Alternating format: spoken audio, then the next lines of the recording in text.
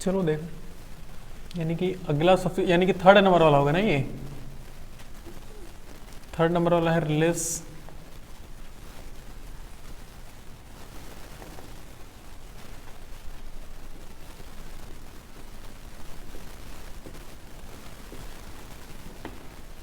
Less moderately reactive metals. और ये generally किस फॉर्म में पाए रहते हैं? सल्फाइड के फॉर्म में पाए रहते हैं ना। अगर हम क्या बोलो, क्या लिखवाए थे? और अब लेस मॉडरेटली, चलो वही लिख लेते हैं। मतलब यह है कि लेस, चलो लिखते हैं, पहले बता दो।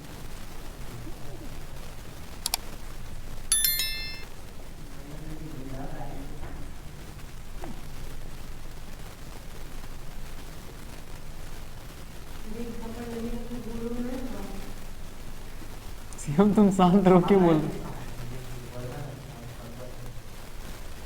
सनी आप शांत रहिए, आप हमारे ग्राहक को भड़का रहे हैं। हाँ बेचारी इतने मेहनत से झाड़ू लगाए, तुम मसल ले रहे हो।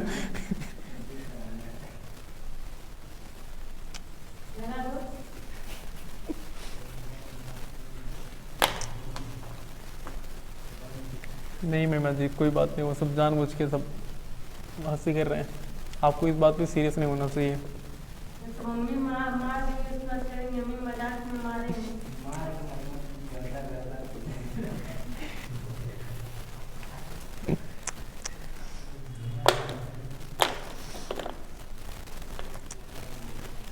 बस यहाँ देखो, अगर हम एक ही रिएक्टिव सीरीज देखें तो बताओगे? और रिएक्टिव सीरीज में क्या था जी?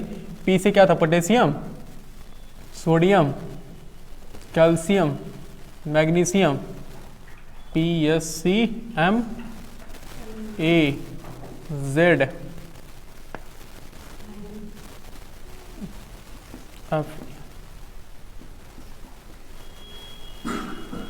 SN था, फिर P भी था ना, फिर हाइड्रोजन था,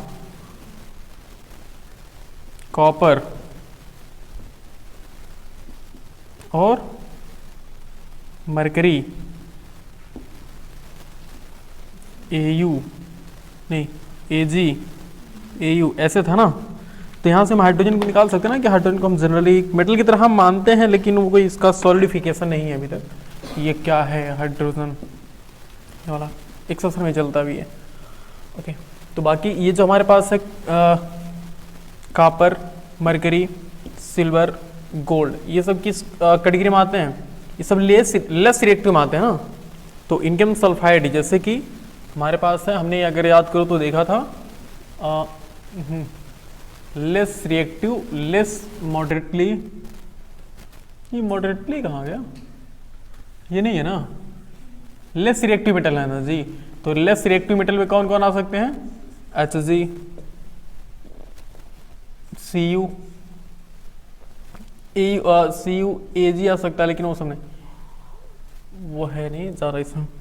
ठीक, ज़्यादातर ये चीज़ें ये जो होती है ना सल्फाइड में पाई जाती है, लेकिन ये सब कुछ फ्री स्टेट यानी कि अपने नेटिव स्टेट में पाई जाती है। और अगर याद हो तो हमने बताया था कि जो एकदम बहुत कम रिएक्टिव होती हैं वो नेटिव स्टेट में पाई जाती है, बिल्कुल फ्री स्टेट में पाई जाती हैं। ओके, अगर हम इनके ओर्स की बात करें तो इनके ओर्स के फॉर्म में क्या मिलते थे हमें बताइए जरा। Hg को हम क्या बोलते थे? सिनेबार बोलते थे ना, सिनेबार। HgS याद है, मर्क्यूरिक सल्फाइड। और Cu2S नाम क्या होता है? कॉपर ग्लांस, याद है? हेमा जी याद नहीं आपको?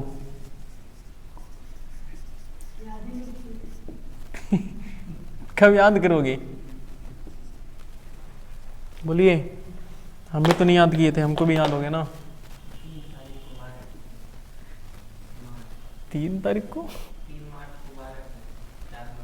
अच्छा एग्जाम है उसी 12 मार्च को, तभी तो कह रहा है ना 4 मार्च को, नहीं 3 मार्च को बोले हो ना, तभी तो 4 मार्च की एग्जाम देने जाओगे। तो ओर्स में है हमारे पास सिनेबार है, हमारे पास क्यूप्रस सल्फाइड है। अब अगर याद करो स्टेप, तो हमने बताया था कि इसको हम सबसे पहले इसमें चिन्ह करते हैं। इनका हम रोस्टिंग करते हैं ना, रोस्ट। जैसे हमारे पास अगर ये मिला तो हम इनका सबसे पहले एक लिख लेते हैं ऐसे कि अगर इस टाइप के ओर्स हैं तो ओर्स यानी कि सल्फाइड ओर्स हैं, सल्फाइड ओर्स। तो जो सल्फाइड ओर्स होते हैं तो सल्फाइड ओर्स का हम सबसे पहले क्या करते हैं, सबसे पहले इनको हम रोस्टिंग करते हैं। रोस्टिंग समझ रहे हो ना, रोस्टिंग मतलब कि ऑक्सीजन के प्रेजेंस में हम इसको हीट करेंगे, तो रोस्टिंग करेंगे। ओहो इस रोस्टिंग करते हैं, और रोस्टिंग से हमारे पास क्या मिलता है, मेटल ऑक्साइड मिलता है ना, मेटल ऑक्साइड मिलता है। अब इस मेटल ऑक्साइड को हम क्या करते हैं, इसका हम रिडक्शन करवाते हैं ना, इसका हम रिडक्शन करवाते हैं। ओके, और रिडक्शन के बाद जो हमारे पास जो मेटल मिलता है वो मेटल कैसा होता है, इम्प्योर होता है ना, याद करो। प्योर मेटल कैसे मिलता है बताइए, उसका एक और नाम होता है क्या, इम्प्योर मेटल। अब इस हम इम्प्योर मेटल को क्या करते हैं, अगेन इसको इसकी हम रिफाइनिंग कराते हैं। अच्छा, जो नया बच्चा होगा जैसे कि सनी, रिफाइनिंग मतलब समझ रहे हो, रिफाइन में डाल के निकाल देंगे बाहर, नहीं। रिफाइनिंग मतलब इसमें थोड़ा और प्रोसेस, यानी कि एक तरह से कह लो तो इलेक्ट्रोलिसिस करवाते हैं, लेकिन रिफाइनिंग थोड़ा अलग होता इसमें। और इसके बाद हमें क्या मिलता है, एक प्योर मेटल मिलता है, प्योर मेटल मिलता है। और ये प्योर मेटल कितना परसेंट तक प्योर होता है, नियर अबाउट 98% प्लस लिखना, ठीक है ना, हमेशा 98% प्लस प्योर होता है। और इम्प्योर मेटल 90% तक प्योर होता है, ठीक है। हम इससे भी काम चला सकते हैं, लेकिन एकदम अच्छे लेवल पे नहीं काम चला सकते, समझ रहे हो, वो चीज़ें होती हैं। देखते हैं, इसमें एग्जाम्पल एक देख लेते हैं। जैसे कि हमारे पास है कापर वाला Cu2S, तो सबसे पहले हम क्या करेंगे, इसकी हम रोस्टिंग करवाएंगे ना, तो ऑक्सीजन के प्रेजेंस में हम क्या कराएंगे, इसको हीट करते हैं। तो ऑक्सीजन के प्रेजेंस में इसको हम हीट करेंगे तो क्या बनेगा, तो Cu2O बनेगा और प्लस SO2, ये बनेगा ना, बैलेंस करवा लेना जो भी है। तो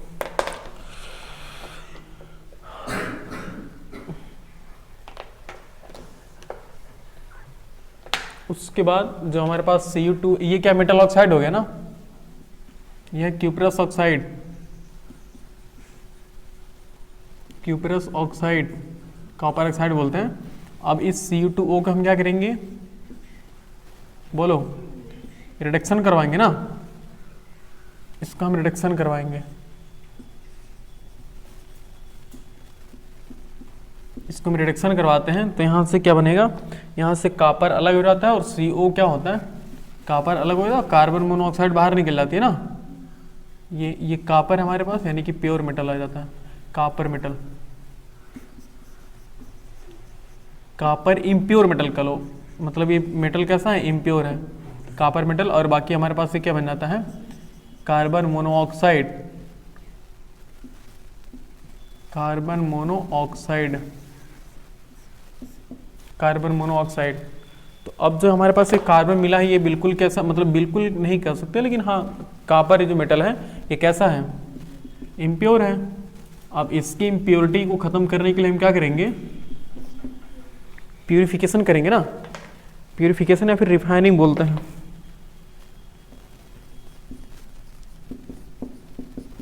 प्यूरिफिकेशन करते हैं, प्यूरिफिकेशन ऑफ कॉपर Cu। तो अगर याद हो तो हमने बताया था कि जिस भी मेटल का हम प्यूरिफिकेशन करते हैं, हम उसी मेटल का सल्फेट यूज करते हैं ना। तो हम इसमें कौन सा सल्फेट यूज करेंगे, कॉपर सल्फेट यूज करेंगे ना जी, CuSO4। देखो हमारे पास सबसे पहले हम क्या यूज करेंगे, बीकर, हिंदी भाषा में बोले तो, गांव की भाषा में क्या बोलेंगे, भगवाना यूज कर रहे हैं। नहीं बात जी, सही बात है। आपके घर है कि नहीं इतना बड़ा भगवाना,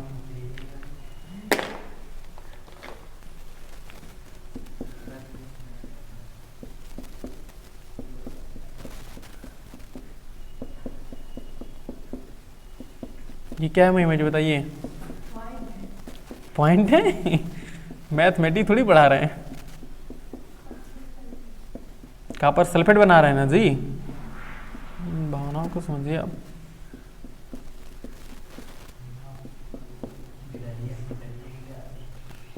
नहीं बस नहीं तो ये बात करने वाला फेस है। क्या हुआ है?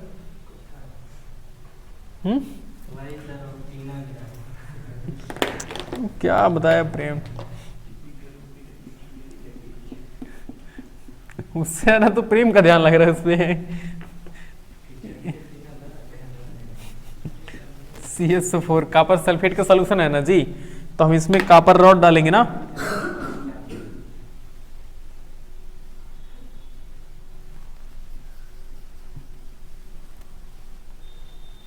ये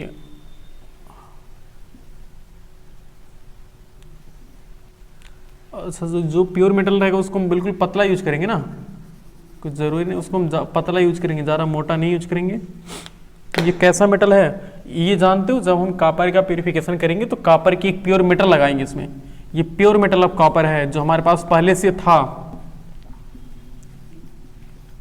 प्योर मेटल ऑफ कॉपर, जो कि एकदम 100% प्योर है। और बाकी जो ये वाला कौन सा मेटल है, ये उस मेटल का रॉड है जो हमने यहाँ से फाइंड किया है, ये वाला कॉपर वाला जो इम्प्योर है, इसमें अभी इम्प्योरिटी मिली हुई है, तो यह है impure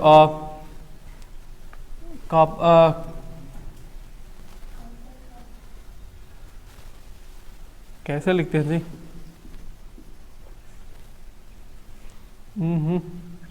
pure metal of copper, impure metal लिख लेंगे ना, impure metal of copper, impure metal of copper, यानी कॉपर कितना परसेंट प्योर है इसमें? 90% प्योर है, बाकी 10% अभी इसमें इम्प्योरिटी मिली हुई है। ओके, अब अगर याद हो तो हमने फिर एक कंडीशन बताया था ना कि हम जब इसमें कोई बैटरी ज्वाइन करेंगे तो बैटरी का जो पॉजिटिव टर्मिनल होगा किसको देंगे हम, जो नेगेटिव वाला टर्मिनल होगा किसको देंगे हम? उल्टा हो गया, इसको प्लस वाला देंगे, एक माइनस वाला, याद करो। मैं देखो, जब ये वाला माइनस रहेगा तभी तो यहाँ से प्लस यहाँ से निकल के यहाँ जाएगा ना, तो अगर ये जब प्लस वाला यहाँ से यहाँ क्यों निकलेगा, जब ये माइनस रहेगा, इसका मतलब ये कैसा रहेगा, ये वाला टर्मिनल पॉजिटिव और ये नेगेटिव रहेगा। अभी देखो, अच्छा तुम लोग मॉर्निंग में पूछे भी नहीं सर कैसे पहचानेंगे,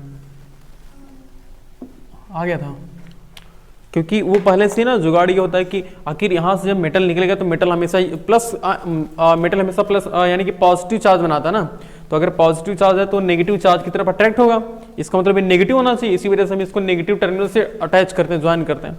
अगर ये नेगेटिव टर्मिनल से ज्वाइंट नहीं होगा तब ये प्रोसेस नहीं हो पाएगा, यानी कि प्योरिफिकेशन नहीं हो पाएगा कॉपर का। ओके, अब जब हमने ऐसा किया तो अच्छा एक बात बताओ, जब हम CSO4 का सोल्यूशन लिए हैं तो, और ये तो हम जानते हो ना कि बताओ इम्प्योर मेटल वाला रॉड है और प्योर मेटल वाला रॉड है, तो कौन ज़्यादा स्ट्रांग होगा? ये वाला होगा ना, प्योर मेटल वाला रॉड ज़्यादा स्ट्रांग होगा as compare to impure metal rod के।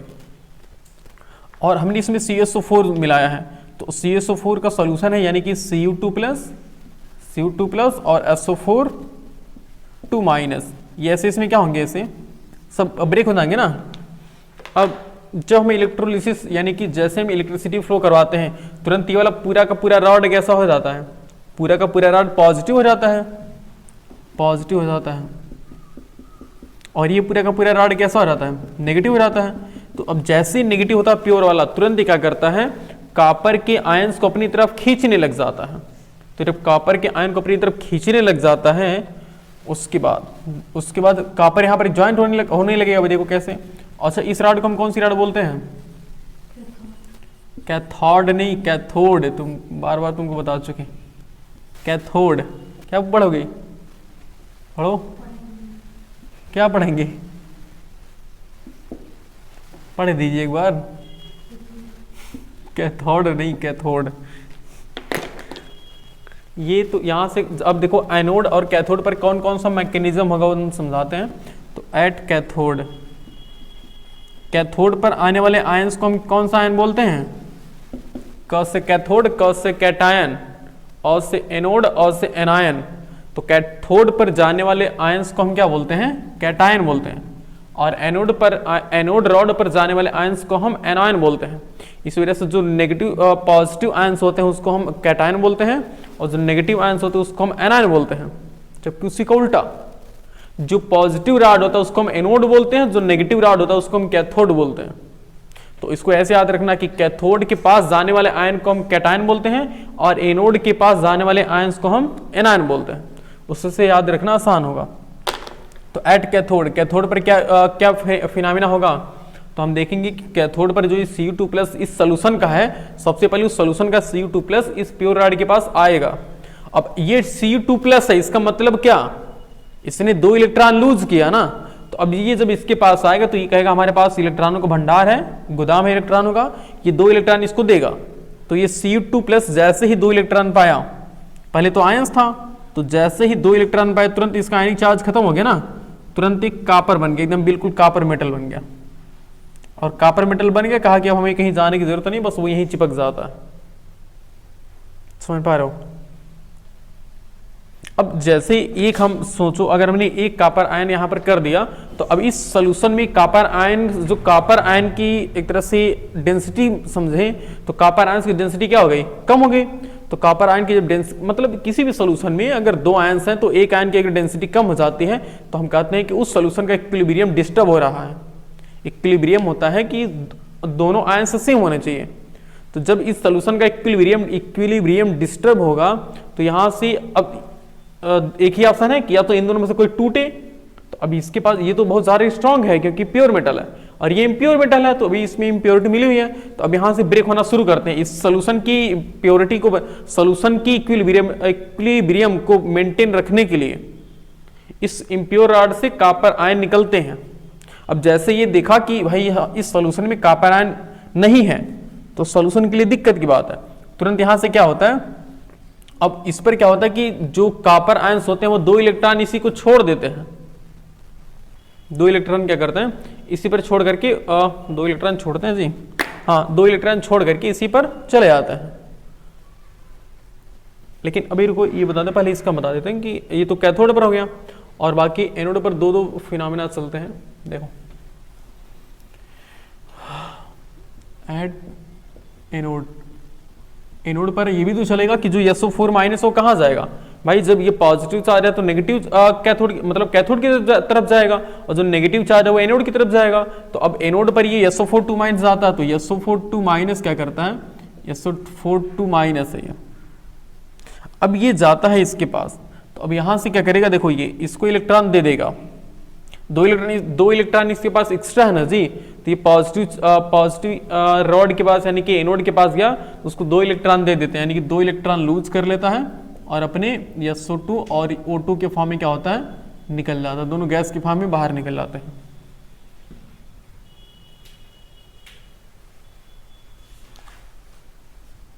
समझ पा रहे हो। और बाकी जो यहाँ पर ये है, ये हाँ यहाँ से देखो, यहाँ से Cu कॉपर क्या करते हैं, 2 इलेक्ट्रॉन इस प्योर मेटल से, इम्प्योर मेटल से कॉपर क्या करते हैं, 2 इलेक्ट्रॉन इसी को लूज कर देते हैं। तो यहाँ पर क्या बन जाता है, Cu2+ बन जाता है ना। अब जैसे Cu2+ बना तुरंत क्या होंगे, सोल्यूशन में मिल जाते हैं। अब इस सोल्यूशन में यहाँ मिले तुरंत एक करेगा, ये वाला कैथोड रॉड इसको फिर अपनी तरफ अट्रैक्ट कर लेगा। तो कुल मिला करके कॉपर यहाँ से टूटता है, यहाँ पर जुड़ता है, यहाँ से टूटेगा, यहाँ से जुड़ेगा। कॉपर यहाँ से टूट रहा है और यहीं से यहाँ पर आकर के जुड़ जा रहा है। तो हम देखते देखते क्या होगा कि कुछ समय बाद ये जो एनोड रॉड है वो पतली हो जाएगी, और जो कैथोड रॉड है वो क्या हो जाएगी, मोटी हो जाएगी, ठीक हो जाएगी। क्यों, क्योंकि कॉपर आयन यहाँ से ब्रेक होकर के यहाँ पर आ रहे हैं ना, तो ये जो मोटी हो गई, जितना मोटी हुई थी, इसका मतलब हमें उतना क्या फाइंड हो गया, उतना हमें कॉपर, एकदम प्योर कॉपर फाइंड हो गया। और जब ऐसा होता है तो जो 10% इम्प्योरिटी थी तो उनके पास कोई चार्ज तो नहीं होगा, इसका मतलब वो कहाँ होंगे, वैसे नीचे बैठ जाएंगे।